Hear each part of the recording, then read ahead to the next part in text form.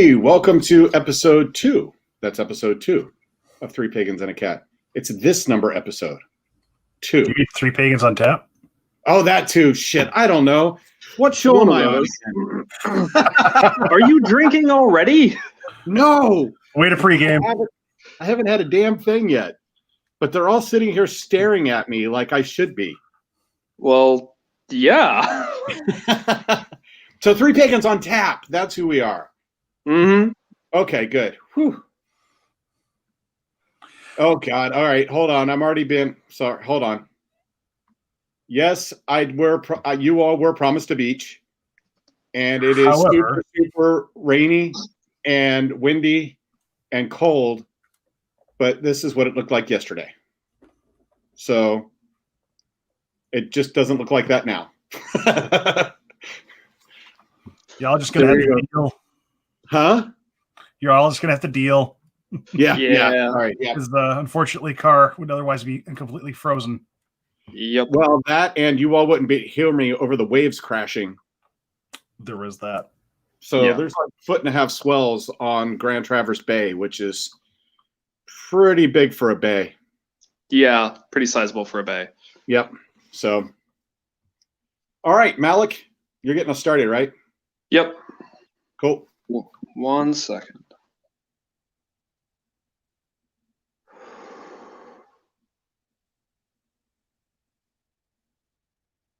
Hail. Hail to the gods of frenzy and prophecy and madness. Hail to the Lady Morrigan. Hail to Othin and Apollo and Dionysus, gods named and unnamed, seers and seeresses, prophets and prophetesses. Hail. Welcome. Hail and welcome.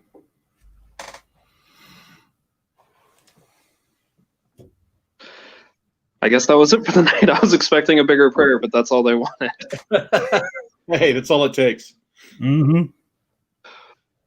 All right, so tonight's the whiskey episode. It is. I've been looking forward to whiskey part 1 because I know that we'll definitely have another whiskey episode at some point. Oh yeah, at least a couple, I'm sure. Yep. The world of whiskey is wide tonight. So I brought a soapstone, and this one in particular actually came to me as a whiskey stone.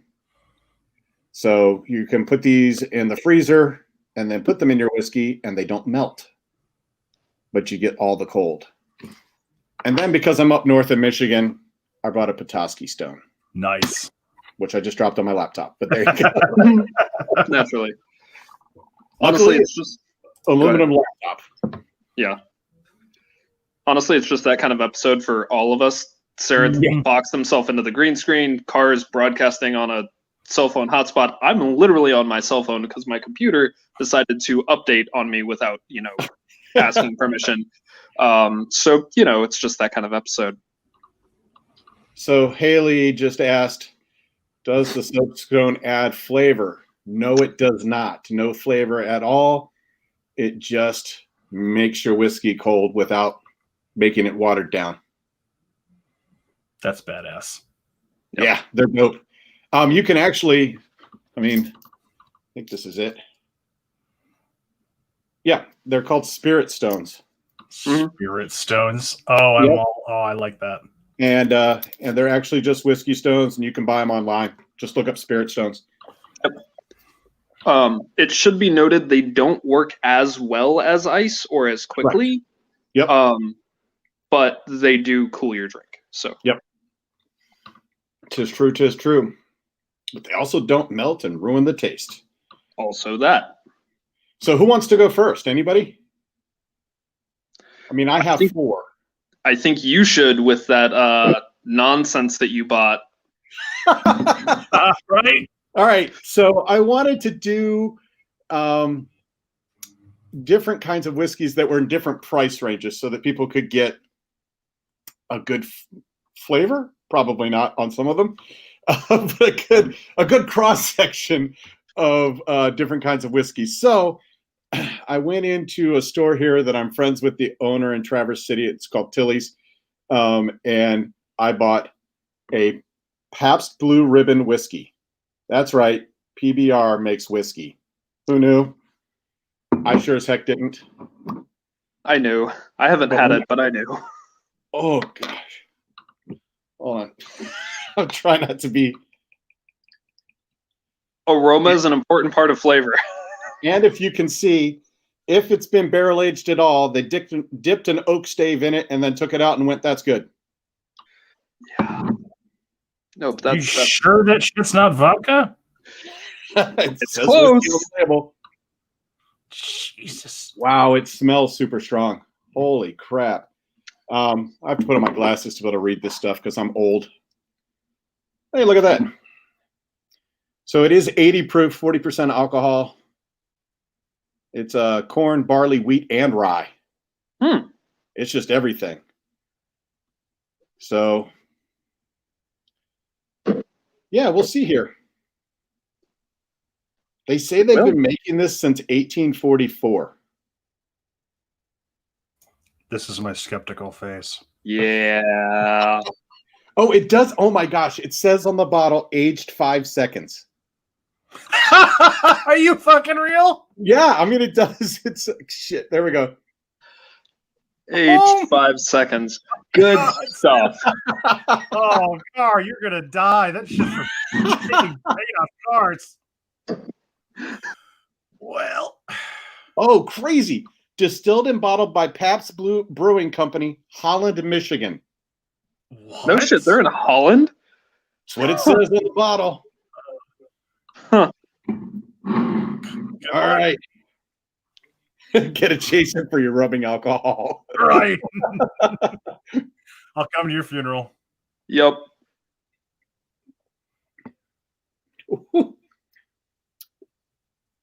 It's definitely got the burn. But it's got super interesting flavor. Oh my God. He might be talking me into this.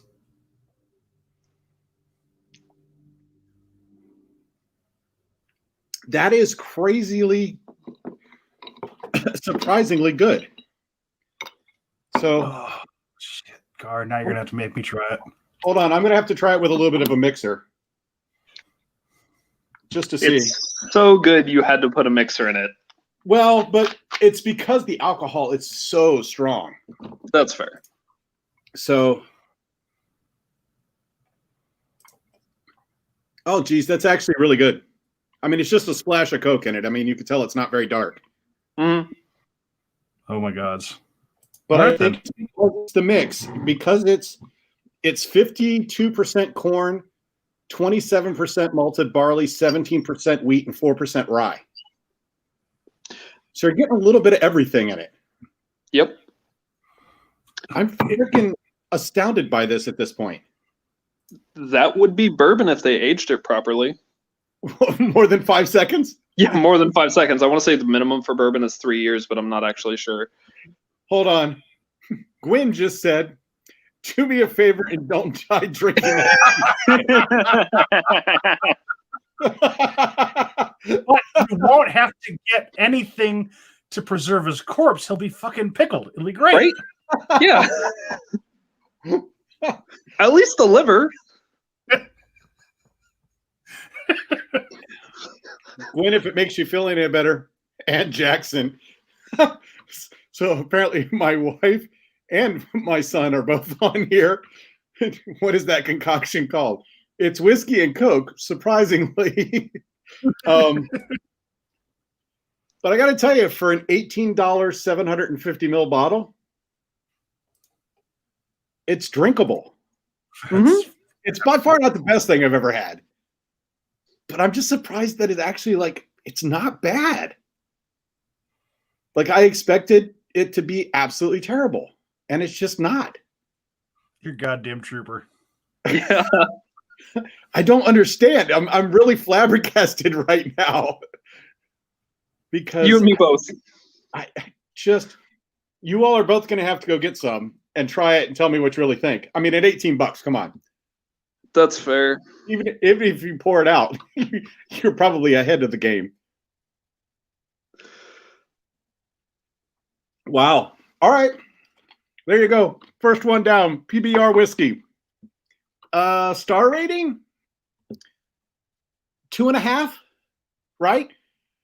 That's way higher than I thought it would be when you first told me about this. Yeah. I mean, I think it's really a mid-range whiskey for freaking $18 that says PBR on it. I mean, I'm blown away by it. Just absolutely blown away. So there you go. PBR whiskey. 2.5 stars for the price. Like, hey. Right. Yeah. I mean, you get what you pay for, but I think you're actually probably getting a little bit better than the $18 price. So if folks are worried about Car's liver, maybe we should just launch that Patreon.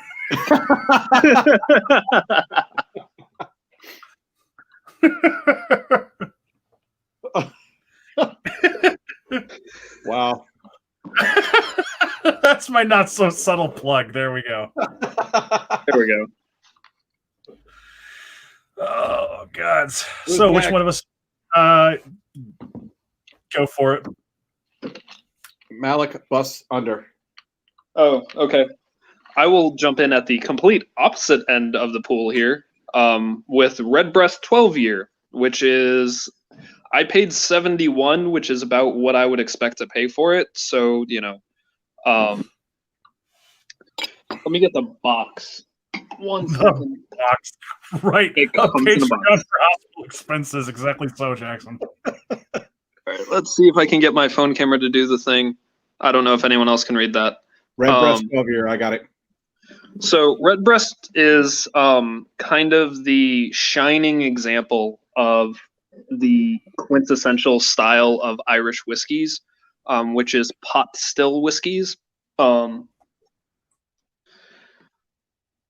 Pot still whiskies are different than your other kinds of kind of classic high-end whiskeys because they're not single malt. Like Scotch, generally speaking, and I'm going to go on a rant about this in a second. Generally speaking, when you think high-end whiskey, you think single malt. But single pot still whiskeys are not single malts because they include unmalted barley. So they literally can't be single malts because there's stuff in there that's not malted. Not malted, right. But they are run through a single pot still, not necessarily in one batch, but through a single still, and that's why they're single pot still. The pot still distillation is different, gives a different texture and flavor, most people think, than other kinds of distillation. There's like a half dozen kinds of distillation that are commonly used. I don't know all of them. I'm only vaguely familiar with pot stills because I look into it because I love this whiskey. Redbreast has been being made for a long goddamn time, and has been single pot still for the entire time. The distillery is now owned by the same company that owns Jameson. So technically it's the same company, but different labels and stuff. So, Middleton is the distillery. They also make, so Redbreast 12 is my second favorite whiskey to date. My favorite whiskey to date is Middleton Very Rare, which is not a single pot still whiskey. It's actually a blended whiskey. And that's the reason why I say that people who get up their asses about blended whiskeys are full of shit, because Middleton is amazing and it's not a single pot still whiskey at all. Anyway, cheers. That was mini rant. There's more rant coming. It's fine. Nice. So anybody who knows me knows that I hate John Barleycorn. So Melkor. I don't know why I hate John Barleycorn. I just do. There's no good reason for it. So the thing I love about Irish whiskey is it's so goddamn smooth. Like, there is a hint a hint of alcohol flavor, but that's it. There's warmth going down, but not burn. And this is over 40%. I think it's, hold on.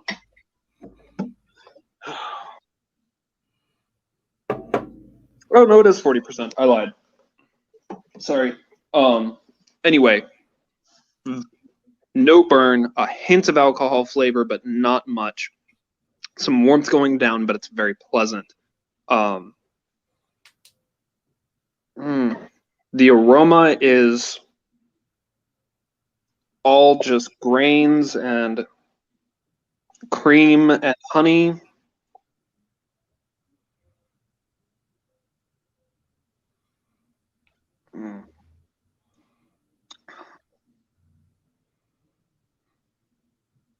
The texture on the tongue is really, so that's one of the things that people think is distinct to single pot stills is the texture. It's almost oily in a really pleasant way. It kind of coats the tongue and mouth, and that really helps the flavor linger for a while. So you just get these waves of grains and cream and honey, and then in the background a little bit are some light, almost citrusy fruits, but that's really faint right now. Probably comes out different with different foods and stuff, but 5 stars, just 5 stars. That's my second favorite whiskey to date. I would 5 stars, 100%. But if you give it 5 stars, what do you rate your top whiskey? I don't. That's fair. Scale. Yeah, like, it doesn't get a scale. It's the thing it is. Gotcha. All right, so I was going to say Mr. Odinson, but there's 2 of you. All right, so I am going to go with, we'll go with this one. So my dear friend and brother Eric brought me onto this one. This is Maker's Mark. It's a Kentucky straight bourbon whiskey. It has 45% alcohol. I bought the 200 milliliter version because I wasn't going to drop the amount for a full fifth as much as I wanted it. The local shop I got this from, this is about $10, which is good for our purposes.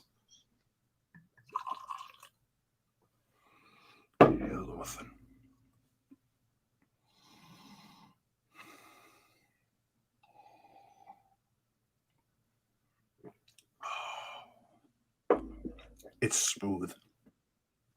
And it's got this smoky flavor to it that I really do look for in my bourbons.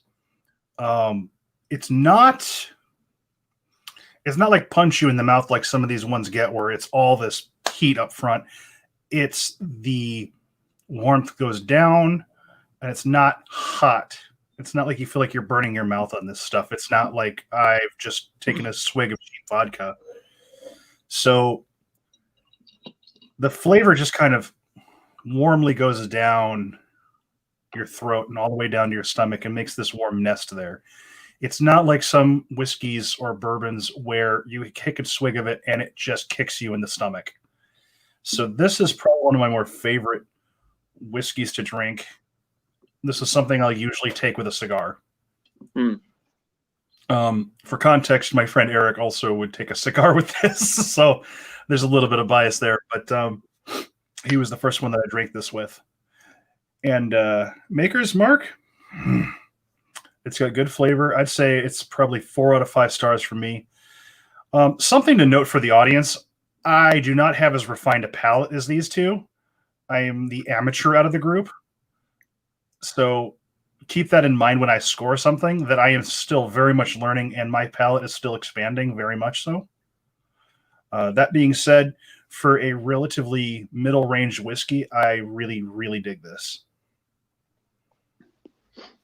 And I decided to drink my 4th one because it was also Maker's Mark. So I was like, okay, I only have 3 to do now. I might as well have some of it now. Nice. Fair. So I even Cheers. Oh, you bought the whole thing. No, it's a 375. Gotcha.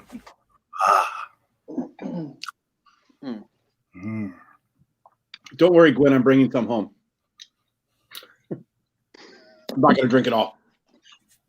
It's my life. Nice. I like that your family is heckling you on the show. It's pretty great. I appreciate that. You've obviously listened to my other podcast, and that's all they do on that too. So It's fair.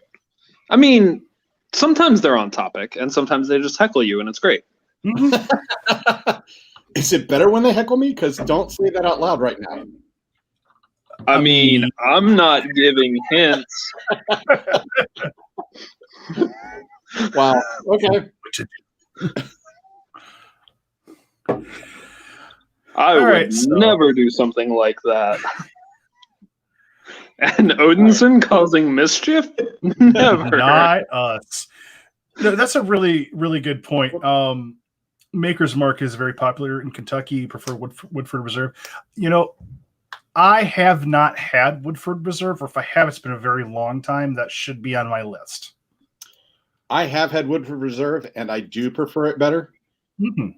But you know, there's only so much money to be spent in a week, right? Yeah. I've had Woodford Reserve. I haven't had Maker's Mark yet, but I should. You should. I don't prefer Woodford Reserve. It's good. It's just not my style. It's too oaky for me. I prefer my bourbons on the sweeter side rather than the oaky side. Gotcha. But, you know. All right. Ooh. This is Traverse City Whiskey That Company. shit's good. Right? So I'm in Traverse City, so I thought, might as well try it. This has been aged for 3 years or more in an oak barrel. 43% alcohol by volume, so 86 proof. And you got to love anything that has the mitten on it. Mm-hmm. Absolutely. Drink local. Oh, you hear that? I love that sound. That has to be one of the nicest. I'm just stupid, but that has to be the nicest cork. It's not a synthetic cork; it's a regular cork, and it has a nice good top. Mm-hmm. That's just, I don't know. It's little things in life. Yeah, it doesn't take much because I love that, and I love the Danskmiodes bottles for the same reason. Mm-hmm. It's just such a nice boom comes out. Yeah, I mean, What the is the Maker's Mark mitten? I had a twist off cap, the PBR. How do you know it was corked? The PBR was corked. That's fancy. Huh. Oh, it's a fully synthetic cork, but still. I mean, I'm just so confused by that whiskey. Like, there's $2 in the damn cork. Right. Probably you gotta have some money left over to actually brew the drink. It's the 5-second aging that takes it away. Oh my god! Anyway, Traverse City Whiskey Company, aged in new oak barrels for 3 years or more. So it's got a little bit of the alcohol smell, not nearly as harsh as the PBR. And this one actually has color too, which is kind of nice. Mm-hmm. they aged it more than 5 seconds. Right. 5 seconds as compared to 3 years. Weird how that works. Yeah.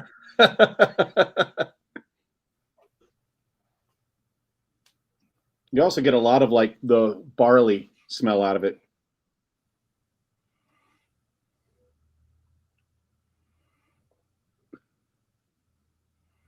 Hugely different.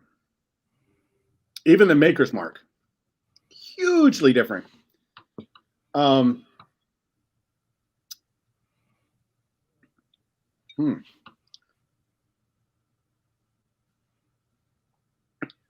It's not a rye, but it has that like rye flavor to it, which is kind of strange because you wouldn't expect that from, a whiskey that's not a rye whiskey. They probably, this is just me spitballing without actually reading anything. I would guess that they probably include rye as part of the mash bill. They do. I was just reading mashed from corn, barley malt, and premium rye. There you go. So the rye is way more forward in this. And I like ryes. So it's very, very good. The alcohol burn isn't there at all. It's very smooth. You get the smell of the alcohol a little bit, but there's no burn going down. It is smoky. I mean, Sarenth, you've had this one before, right? Oh, it's good shit. Yeah. I mean, it's like 4 out of 5 for me, maybe 4.5. It just goes down. It doesn't kick you in the throat on the way down. It's smooth. It's almost velvety. Yeah. I am getting a little bit of the burn on breathing out. Like if I breathe out through my nose, I'm getting that nose hair singe that goes on sometimes. So it's interesting that I'm not really getting it going down, but coming back, which is weird. That is odd. But it's very, very good. I'd probably go 3.5 on it. It's not. It takes a lot to get a 5 out of me for anything. But trying to see if there's any questions here. Yeah, there was somebody asking, which is it, whiskey or bourbon? One of them I like, and one tastes like tires. Y'all mind if I rant for a second about various classifications? Yeah, please. Okay, so history time for a second. And y'all, if somebody actually knows better than me, please correct me, because I'm not an expert. I just happened to look into this a few times. Anyway, so the Irish invented whiskey. That's contested by the Scots, but that's historical fact. The Irish invented whiskey. They probably got it from Arabia, distilling perfumes, but that's also kind of wibbly wobbly. Beside the point. Timey-wimey? Kind of, yeah. Who? Thank you. Yep. So they invented whiskey, and when the Scots eventually picked it up, the Irish were distilling 3 times to get smoother flavor. When the Scots picked it up, they did 2 things to it. One, they started malting their barley with peat, which is what gives that tires flavor that Shan was talking about. And they also only distilled it twice. And the Irish were reportedly so offended by the Scotch version of whiskey that they added an E to their spelling to differentiate the two. And now there are some people who will swear up and down that if you don't spell it with an E, it's got to be Scotch. That's not a law. That's not a thing. That's just kind of tradition, but only kind of, and people get way up their own asses about things.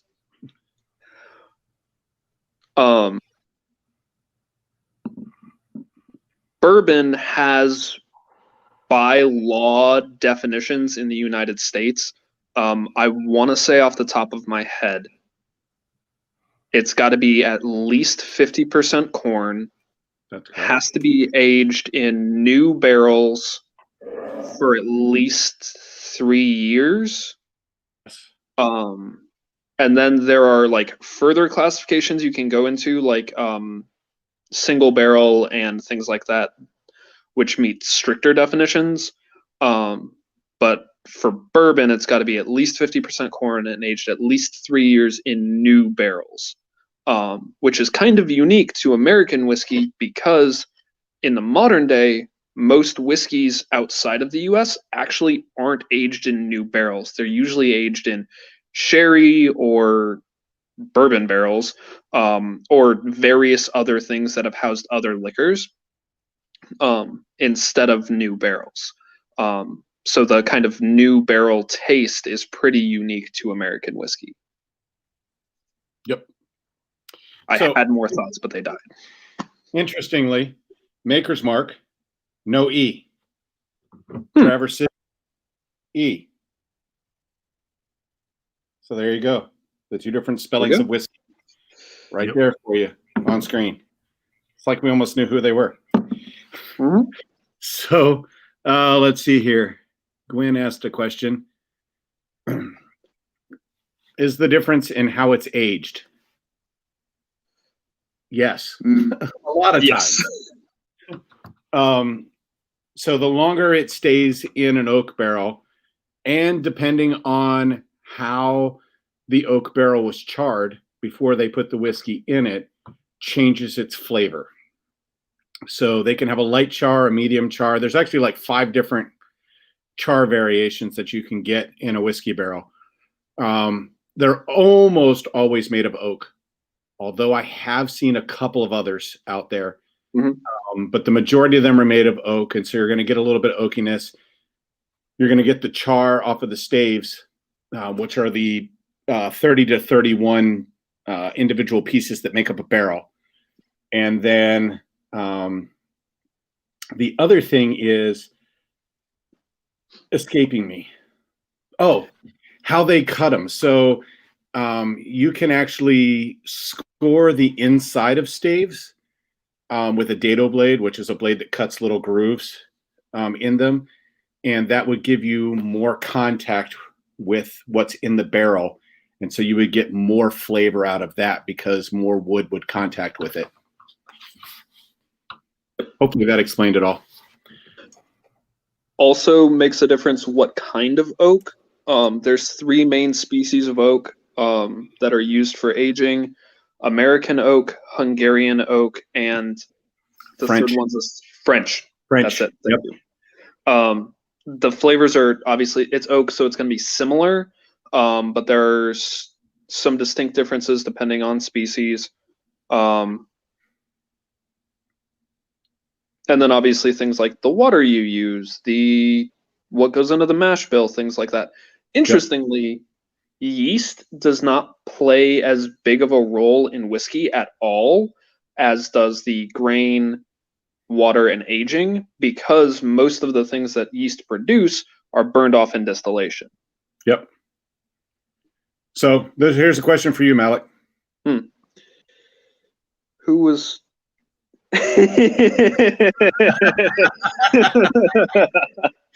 Who is Pete and how do they get him into the stills? Usually with a hacksaw. So for anybody who doesn't know, Pete is actually, what did you say, ground cover, basically, in parts of Ireland and Scotland that is basically millennia of decomposition. And a lot of like some of our really, really old ancestors that we have found buried were buried in peat because it kind of protects the bones from decomposing. Bog mummies. Yep. If So you've ever heard of Melkor's like, it's decayed vegetation in mud. Mostly the vegetation, but yeah. Yep. Peat bogs are super fascinating, and they're really amazing. Yeah, and the fact that they can keep things around for millennia is just kind of blows my mind. It basically tans you. Yeah. Because what's acting on the Melkor's got it right, high acid, low oxygen. What also is the missing ingredient there are the tannins in the vegetation that have broken down, and the reason you get the warm color to the bog bodies is precisely because of the tannins that have broken down. And yes, a great substitute for logs for burning. Peat's long time out of mind used for burning purposes. It's also where we get the idea of bog iron, because you have collections of iron in your peat, and it is one of the very few ways that you could actually get a somewhat renewable source of iron because of the breakdown.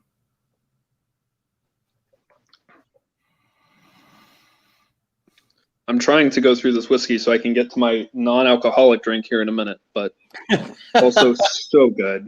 You may have to put it down. I'll jump in with Dewar's. All right, there you go, Sarah. Do it. So I have here Dewar's White Label. Now, my father-in-law introduced me to Dewar's. I don't believe I've had White Label. I've had some of their other stuff. So I'm going to be giving this true Scotch, blended Scotch whiskey a hit. It is a 40% alcohol by volume. And like with the other one, this cost me $8.44 at my local liquor store. So we're going to give this one a shot, so to speak. That's a little more than a shot. Yeah, you know. Look, we started off with a prayer to the gods of madness. It's fine. Yeah, thanks. It's really funny how many of those I worship. You're telling me. Oh. Yeah, that's one I haven't had yet.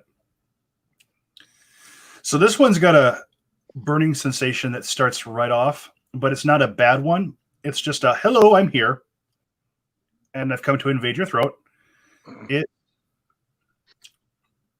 unlike some drinks I've had where it's a kick you in the throat kind of hot, this is not that. This is a warm, if you will. It's not kicking you in the throat all the way down. This is definitely lighting a fire in your mouth, but it's not harsh. And it's got a lovely scent.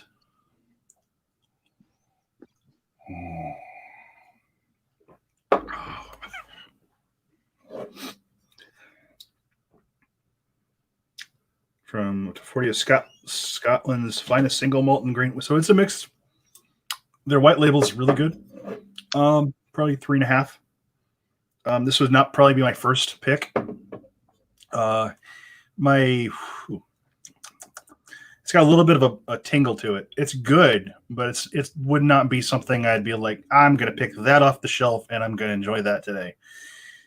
When I show you what I pick off the shelf and I enjoy on the regular, y'all might be casting some glances, some harsh looks in my way. Yeah, it's an inoffensive fire. I'd agree with that. Well, keep in mind that the 844 is from a 200 milliliter bottle as opposed to the much more expensive big bottle that I could have got. So, like, these two guys, these are not huge. Yeah. Like, I need to put that out in front. When these folks are talking what they've bought, I believe that y'all are drinking like out of fifths. Mm-hmm. What are you So I trying am to not. say? Are you trying to say we're alcoholics? Is that what you're saying? Nope. I'm saying that Sarenth wasn't going to drop $40 on something he wasn't sure about. That's fair. A little bit of a Okay. tongue curler. So hold on. I will make a disclaimer here. I have about $85 worth of whiskey here. I did not pay for any of it. Nice. Nice. So, yeah. Well, that's the best damn whiskey then, isn't it? This is the we're doing a podcast. Check this out. Watch tonight. So, Right? Yeah. Nice. So, Nice like to I get a rep. overall, 3.5 stars. This would not be the first one I'd reach for. It's a decent blended Scotch. It's not my go-to. Gotcha. Couple Thank other comments here. Yeah, I certainly measure that with my heart. And that nice. is definitely true. We've got a Melkor was telling us more about peat. Yeah. Yep. Yep. So it was back in the day. People got an amount of peat to heat their homes for the winter. So yeah, Emily said, that's cheaper than the questionable PBR. Yeah, that's So, why I went through the rigmarole. PBR thing because I know I'm going to be giving shit about this for the next several years. Absolutely. 100%. Is that, and I want you both to try it. Sarenth, Malek, please go buy a bottle. It won't cost you a ton. at $18 a fifth. So it is an amazingly good whiskey for the price. It would not be my go-to, but if I had $20 in my pocket and that's all I had to buy whiskey, I'm probably buying that. That's fair. So, I mean, it's 750 mil for that price. Yeah. You can't really go wrong with that. And there's really something to be said for that. Like, Redbreast is amazing, but it's also $71 a pop. I haven't bought a bottle in years. Right. Because I'm not dropping $70 on a bottle of whiskey unless I've got a really good reason to. And it's a sipper. Yeah. Right? And Maker's Mark is in the same category for me. It's like almost $60 for a fifth of it. And I was like, Ron, do you have anything behind the counter that's a little smaller? And I think that's what it comes down to is like, you've got to judge some of it based on price too. Like the very, very good whiskey is great, but what can I afford today? Especially in today's day and age with COVID going on. Yeah. Oh yeah. Right. I mean, so your amount of expendable income is significantly reduced. Melkar makes a really good point with this too. Use the good whiskey for special offerings or trance work. Absolutely. Right. Yep. Well, but here's the deal. What if you consider, PBR is not really good whiskey, but Maker's Mark being really good whiskey. And Maker's Mark is kind of a middle of the road whiskey. Mm-hmm. Right? So Maker's Mark is a pretty good whiskey. It's not the most amazing thing on the planet, but are you going to go out and spend $250 on a bottle of, Jack Daniel's Sinatra and use that for an offering? Or are you going to buy a $60 bottle of Maker's Mark? Yep. And I would disagree with that, Gwen, my wife. When we do offerings to the Outlanders, I use beer, but when we did our big kind of melded thing that we did, whatever it's called at this point, ritual, that's it. We actually use KBS, which is not a cheap beer, right? Not at all. And super expensive chocolate. And I gave them half at the beginning and half at the end. So half at the beginning to don't fuck with us, and half at the end for thank you for not fucking with us. And I told them at the beginning, I'm giving you half now. You'll get half when this is over.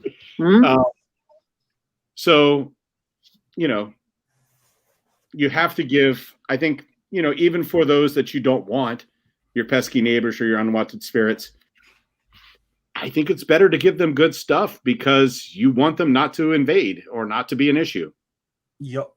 You all agree or disagree? Oh, no, I agree. This is where hospitality comes in hardcore. Right. Yeah. For you all, it's Gebo. Yep.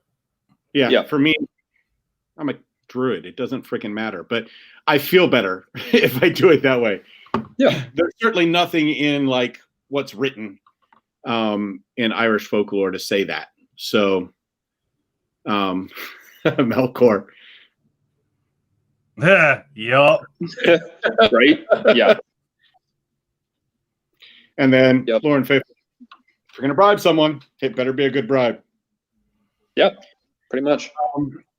So what we haven't talked about is, in what we've done so far, is how does this interact with your faith? So let's get into some of that before I go into my last one. All right. And the mocktail.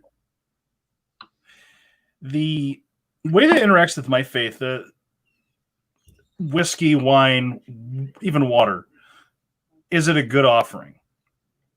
Now, I am finally back in my own house after being out of the house due to COVID for 6 months. Not that I had it, but because I'm working in a high-risk environment. there is a marked difference with water offerings when you're having to haul the damn water. And it might not be for the gods, it might be for you. Because an offering of water is still, at the end of the day, an offering of water. Whether it's coming to you by pump or by hand, it's a good offering.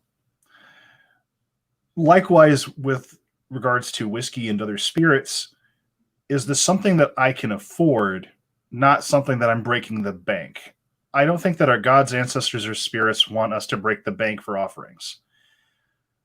I think that there's times where it behooves us to ask ourselves, would this money that I want to blow on X or Y thing be better served toward making this offering, especially if it's something, say, oh, I need this job interview to go really well. Do I throw, this $50 at some frivolous thing that I could probably wait for the job to clear? Or do I go out and make an offering? Now, that's a question that may or may not be relevant to somebody who's may or may not have that money at hand. You have to make your own choices. But I don't think you need to break the bank to make good offerings. I mean, the PBR wouldn't be the first thing I reach for, but it comes highly recommended, especially because all of us were pretty skeptical at the start of the show. Would I give that to my gods? Probably. Like Carr said, if I've got $20 to my name and that's what's available, yeah, I'm probably going to make that offering. Yep. And it also matters, these little guys only cost $9-10. They'll work. You do not have to buy a fifth. Yeah. So there's kind of two sides to that coin that I wanted to tackle, because offerings are important and they need to be made with a good heart. But the problem with offerings is if you break the bank, it's really hard to keep making offerings. True that. Yep. The thing that Jim says all the time about 5 minutes every day is better than 3 hours once a month, something along those lines. I feel that a lot, especially because I have a tendency myself to forget and then overcompensate by doing the 3 hours, and then it falls out of my mind again, and then and just the cycle repeats itself. So building that discipline's been a really big thing for me. Of all right, I'm going to do 5 minutes every single day. And that's really hard. Well, even cheap whiskey, if you say, I'm going to dedicate it, if you make an oath, and I don't know why you'd make this oath, but let's say you make an oath to give a shot of whiskey a day to your gods. Even with something cheap, that's going to add up quick. Mm-hmm. So you really need to make sure that the bars you set for offerings and for oaths are something that you can actually fulfill. Mm-hmm. Yeah. One interesting thing I did want to bring up real quick is that also some spirits don't want alcohol. That's a thing that I actually ran into tonight. I was making an offering before the show, and I started to call everyone and say, hey, this is for you. And some of my spirits literally said, no, I don't want that. That is not for me. No thanks.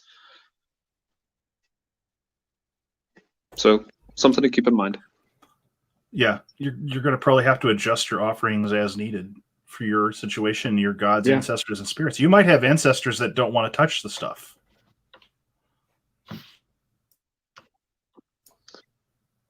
Alcohol except in one place, basically, which is my ancestor altar. So I have a brother-in-law who loved beer. And so there's a beer sitting on the altar for him. I have a grandfather who loved his whiskey. And so while there's not whiskey sitting out there now, there will be in the future. So it's a matter of finding what fits with that person. And it doesn't have to even be an open product. Mm-hmm. The beer that's sitting on the altar for my brother-in-law, it's a full beer, capped. It'll never be opened, but it's there for him and we'll never consume it. It's his. So the other thing we do is we use it for ritual, specifically for outdwellers. Lauren and Faithful said, if I decide to reach up my grandfather, it's going to be Pepsi and peanuts. Very nice. Whatever works. Yep. Yeah. And I have another grandfather who would be basically Yoo-hoo and moon pies.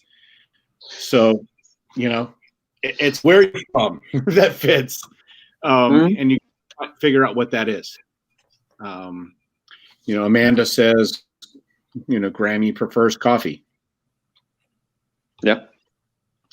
The good news is I'm making a coffee neat. So we'll have coffee. That sounds delightful. Speaking of, Car, do your last one. Yeah. So speaking of alcohol and coffee, Jameson cold brew. I gotta try this. So this is Jameson from Ireland. Oh, can you all hear the pour? Yeah. Mm-hmm. I love the glug. It's a screw-off cap, but you get a good glug out of it.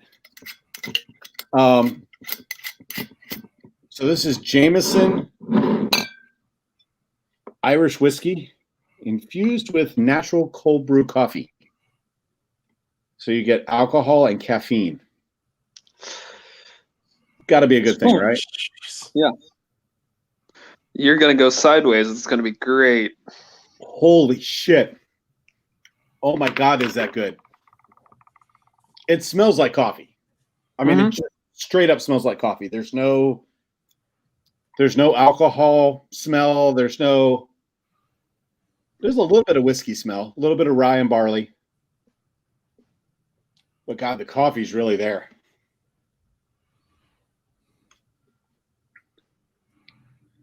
And oh my God, this is pretty close to my favorite thing ever. So Gwen, you need to watch Car's Coffee from now on and make sure it doesn't. Make sure there's not Jameson in it. So it's only 30% alcohol by volume, 60 proof. It says with notes of toasted oak and dark chocolate. Yeah, those are fully there. So it is Jameson Irish whiskey infused with cold brew coffee made with Arabica beans from Brazil and Colombia. And it says, best enjoyed chilled over ice. Sadly, all my ice is melted. I now have water. Yeah. So I'm not enjoying it over ice, but holy cow. It's so smooth. It's very coffee forward. Hold on. My wife giving me shit again. Maybe I should be worried. Yep, I'm going to quit drinking coffee. I'm just going to drink this. Jesus. But wow, it's there's no burn. Gemma Atkinson says, a gentleman's Four Loko. Do you all know what Four Loko is? You too? I do. Okay. Never had it. Okay. Don't. It's a bad idea. It's great. It's a bad idea. Melkor says no weird cold coffee taste. There's nothing weird about a cold coffee taste. So there you go for that one. Wow. It is. I'm going to give this one a 4.5. All right. It is amazingly good. And I didn't know, it's a cold brew coffee in a whiskey. So, what's it going to taste like? But it's really, really good. You get all of the coffee flavor. You get all of the whiskey, which is always nice. Nice. It's Jameson. So Jameson ranks probably my second favorite whiskey of all time. And adding cold brew coffee doesn't hurt at all. This is a limited edition, so I don't know if we're going to keep doing it or not. So if you want it, go out and get it now.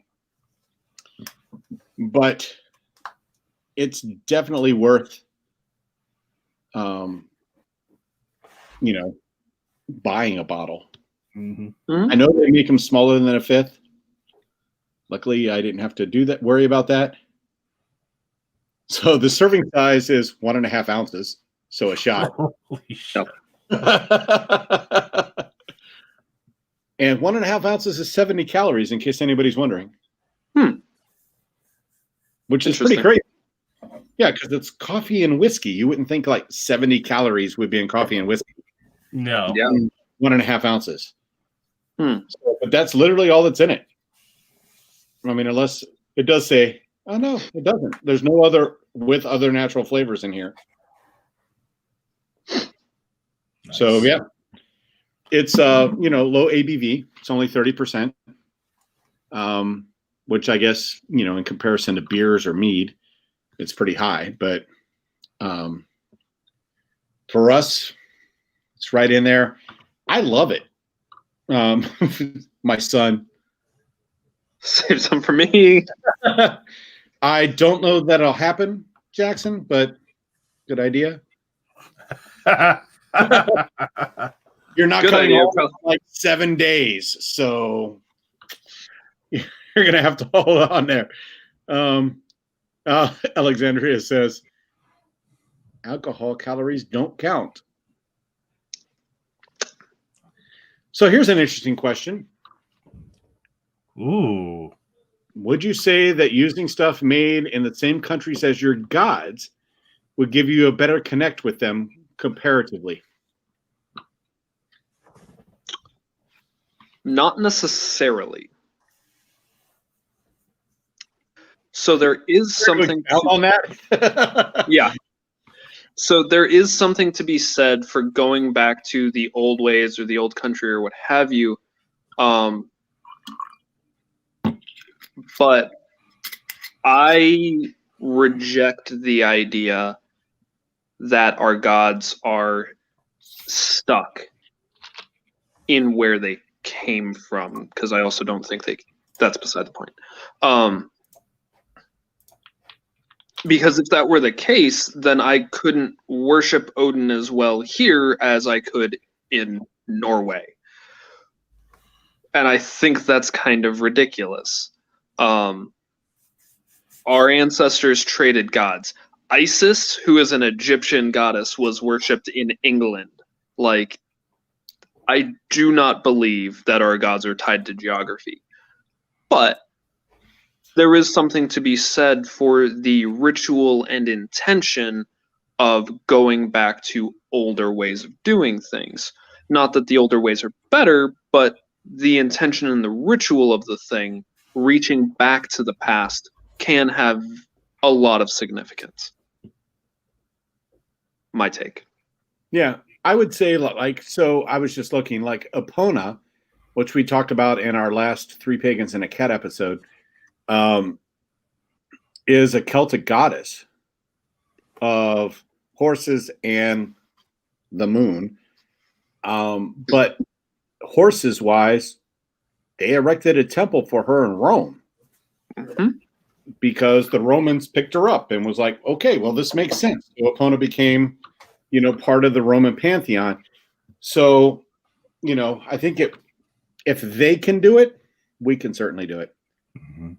Emily asks, you think it'll make a good chocolate ganache? The answer would be fuck yes. It would make an amazing chocolate ganache. Lauren Faithful says, and people like nostalgic about food wines from their homes. Gods might appreciate a taste of home sometime as well. Yeah. That's fair. Yep. I think that we can. But hold on. Last of the comment. But that's not all they'll appreciate either. Yep. Right. So, I was born in the US, obviously. Well, not obviously, but I was born in the US. But I love food from everywhere else. Like, I would prefer not to eat food made, exclusively from the United States. I love Ethiopian food. I love Mediterranean food. So I would prefer to eat those foods if I had my druthers. So I think that the stuff made in the same countries as your gods is something that we're already engaging in as home brewers. When it comes to mead, we're already doing that. So there's not really a disconnect between the old ways and the new ways. It's just a continuation, really. We're carrying forward this tradition of brewing in different fashions than our ancestors probably would have, but we're still carrying the tradition forward. I'm not using a stick that I never clean to mix my meads, for instance. Thank you. I'm not using the magic stick that keeps the yeast alive, but I am continuing to work with the spirits when I brew. I am working with the gods and the ancestors and the spirits when I make mead or when I brew beer sometime down the road. So the method, I think the method of brewing is the link and not necessarily the particular tools you use.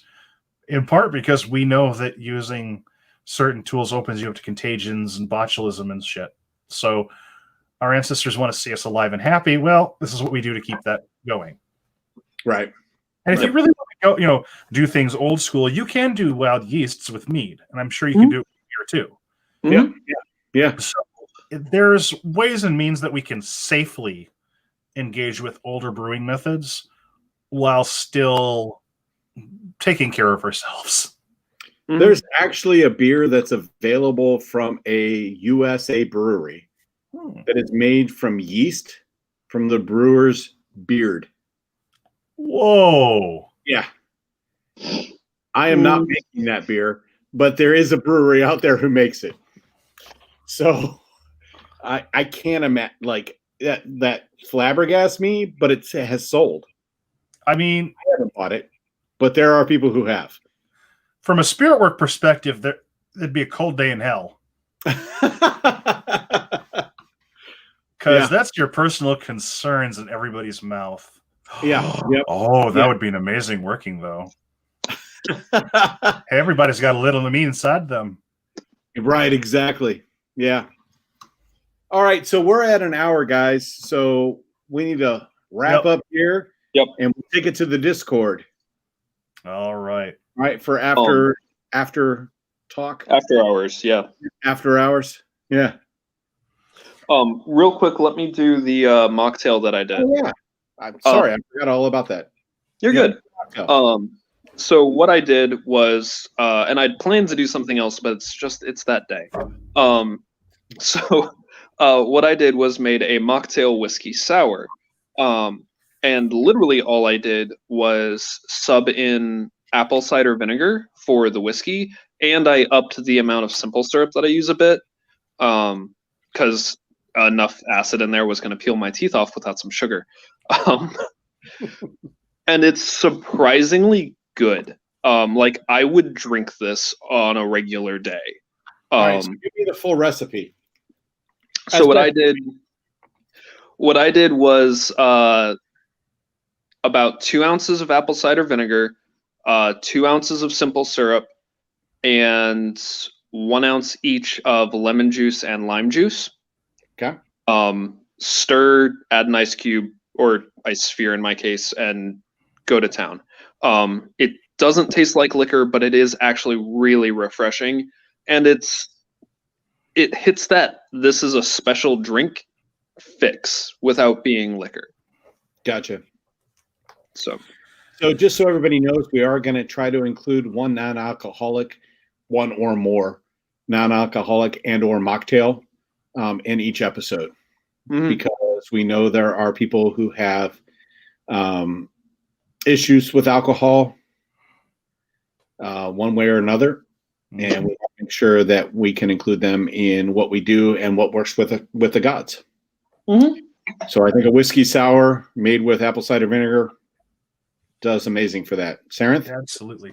So my last drink is probably one of my favorites, and it is Old Crow. It is Kentucky straight bourbon whiskey, and it's 40% alcohol by volume, aka 80 proof. I like this stuff a lot. This is my most frequent offering to Odin.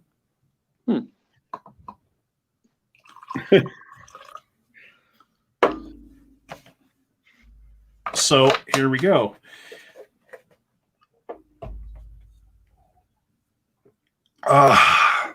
Now, what I tell you earlier in the broadcast about whiskeys that kick you in the throat, that's one of them.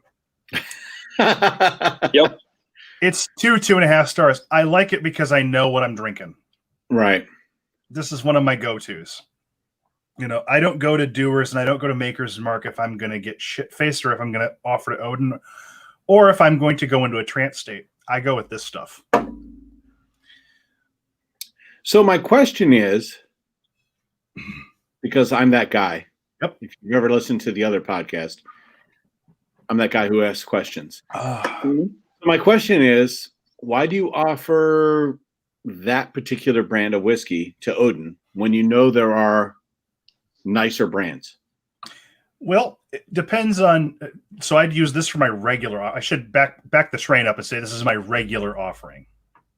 Oh yes, Old Crow.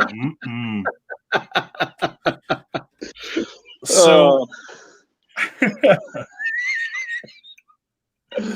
Car's not the only one getting shit. This is why it's 2.5 You're stars. getting shit from my family. Go ahead. So this is why it's 2.5 stars. I know that I'm drinking cheap bourbon. I know Right. that. But it was one of the first whiskeys I ever drank with Othin, so it's one of those between us classics kind of a thing. It's one of those things where yes, I can offer a really expensive whiskey or I can offer him something that's more reliable for me to get for him. So there's kind of that balance, but it's also I save the expensive stuff for really special occasions. I also will, throw down for an expensive mead, or I'll brew a mead for him as an offering. So he gets good stuff. It's just that's less regular than Old Crow because I can buy that stuff for $22 for a fifth. Okay. You're getting what you're paid for. This is a cheap, more expensive than PBR. Gotcha. by two. It was also aged for more than 5 seconds. That may be true. Yeah, a little bit. Little bit. Yeah, 3 years in new charred white oak. So you do get that taste, you do get that flavor. But honestly, this is the kind of bourbon where you're not really drinking it for that. Right. I've enjoyed this with a cigar, but it's also that feel of, yeah, okay, you could probably, this is not a sipping whiskey. All right. So let me ask a question because I've done this. So you've enjoyed it with a cigar, but have you soaked your cigar in it, let it dry out, and then smoked it? No. Okay. That's interesting. I may have to try that. Oh, yeah. That's flipping amazing. Like literally soak your cigar in a really good bourbon, let it dry out, and then smoke it while you're drinking that same bourbon. There's nothing better in the world.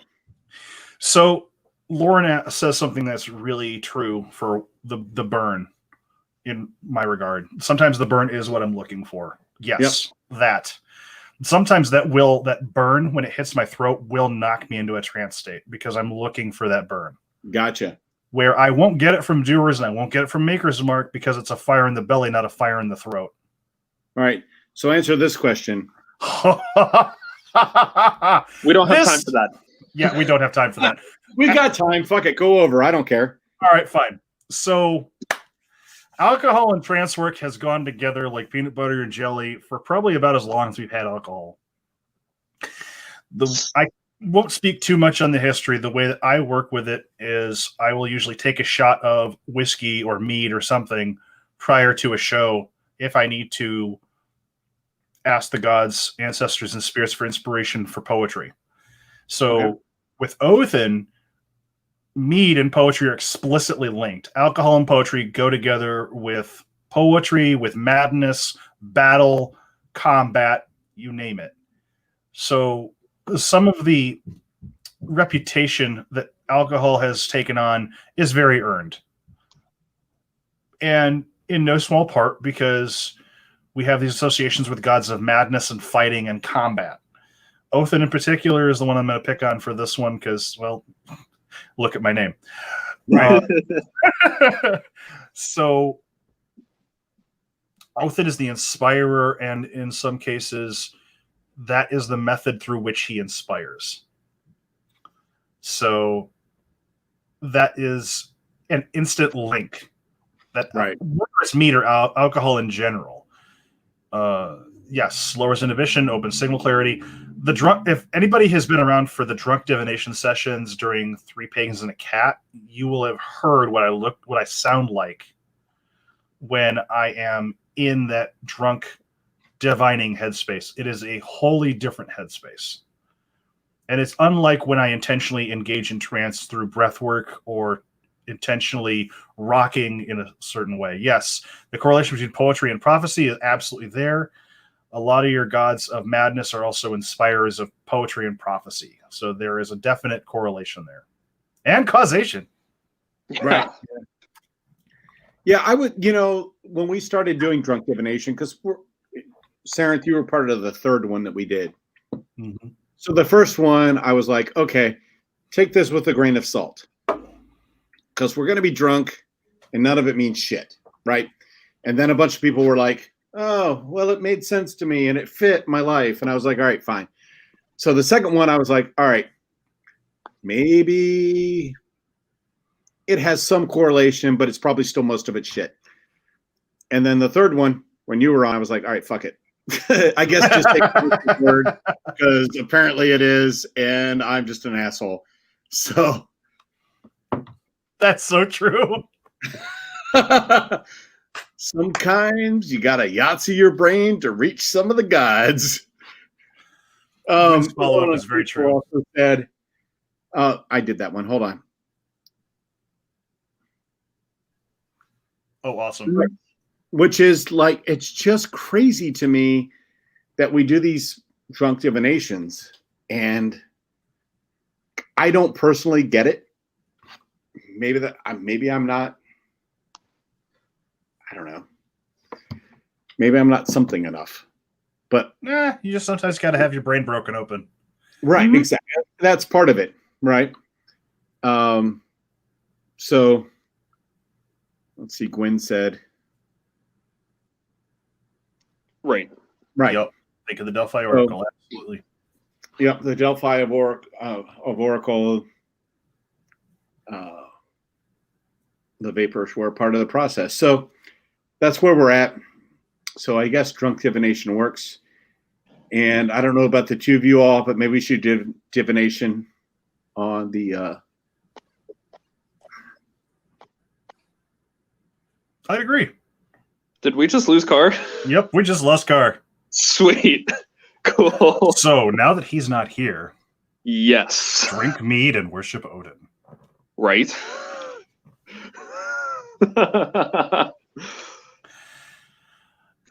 Well, I think we're going to need to call it there because we just lost our co-host. Yep. So apparently I killed myself. Hey, you're back. And whiskey killed Carr. I use a MacBook. If you three finger back, it goes back an entire page. You can't finger your MacBook. Not a good thing. All right. So I guess that's it for this episode of Three Pagans on Tap. There we go. And we will join those of you all who are hanging out right now in our Discord server. Mm-hmm. Hanging out for at least a half an hour, talking to you all. But I think that's it for this episode. Am I right? Absolutely. Yes, indeed. Awesome. See you all next time. See you all soon. Bye. Bye.